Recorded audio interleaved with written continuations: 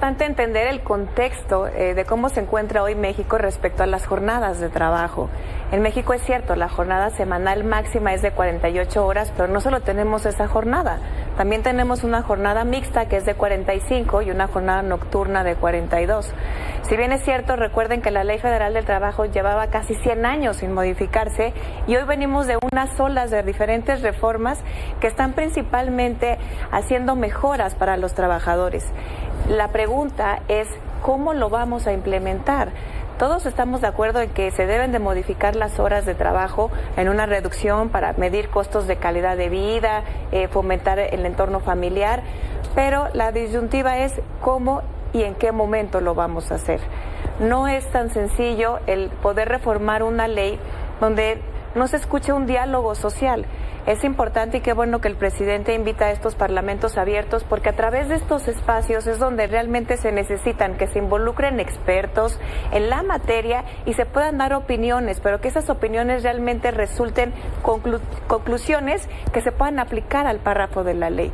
Dentro de las industrias que se ven más afectadas, sin duda, por supuesto, está la industria de la manufactura, la construcción, los servicios turísticos, que se deben de atender circunstancias especiales. No podemos seguir vislumbrando una nueva ley para una industria como si se tratara el mismo impacto. Claro, totalmente. Y además hay una tendencia generacional. Platicaros un poco, ¿de dónde viene el espíritu de esta recomendación de la Organización Internacional del Trabajo? ¿Por qué se ve a nivel global la necesidad de reducir la jornada laboral, como ya nos platicaba también un poco Jacqueline? Con mucho gusto. Miren, recordemos que cuando empieza la revolución industrial, los patrones y los trabajadores no acordaban nada. Los patrones son los que imponían las condiciones de trabajo. Y teníamos jornadas donde el trabajador estaba a disposición del patrón prácticamente todo el día, todos los días, ¿no? Yo tengo un jefe que decía, los trabajadores deberían trabajar toda la semana y descansar un ratito los domingos. Esa mentalidad incluso sigue vigente en muchos patrones en nuestro país. Y lo que ha hecho las leyes, las convenciones internacionales y los tratados internacionales es ir regulando el tiempo en que está a disposición el trabajador del patrón. Y eso es justo lo que le llamamos jornada laboral. La iniciativa presentada por la diputada Susana Prieto en el Congreso es una reforma constitucional. ¿Qué dice hoy nuestra Constitución? Que los trabajadores pueden tener una jornada semanal de 6 días de trabajo por un día de descanso. La propuesta es ir a 5 días de trabajo por 2 de descanso. Esto es muy importante porque reduce los días de trabajo que un patrón puede tener a un trabajador durante una semana.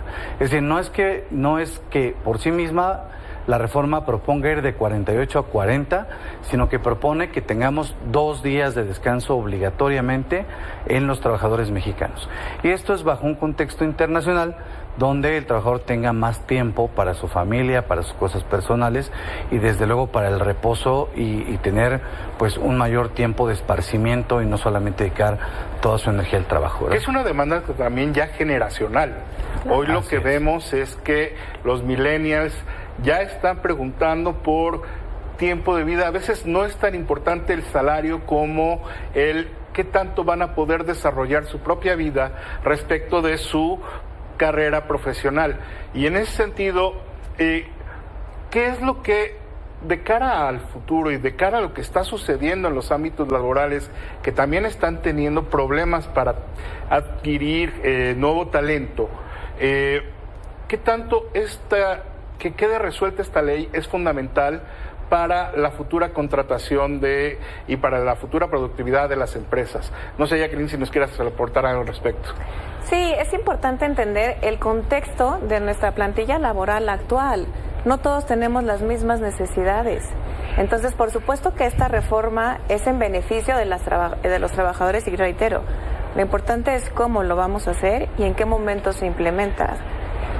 Respecto a la productividad, bueno, pues también tenemos que entender el contexto histórico en donde está México. Hoy México ha sido clasificado como uno de los países de la OECD con más baja productividad. Aunque trabajamos mucho. Aunque trabajamos, ese es el gran dilema. ¿Cómo puede ser que trabajan tanto y son tan poco productivos? Tiene que ver muchos factores, geopolíticos, económicos. incluso institucionales, ¿no? Respecto de las empresas, cómo los llegas a traer para la permanencia. Pero aquí lo que tenemos que resaltar en cuestiones de productividad es cómo lo van a implementar las empresas, porque hay escasez de talento. No es tan sencillo hoy encontrar en una manufacturera, si nos vamos al norte del país, Chihuahua, Ciudad Juárez, es difícil para las empresas retener el talento, encontrarlo por la propia volatilidad que existen respecto de la competencia que está en la región. Entonces tenemos el primer problema, que sería el talento, encontrar el talento.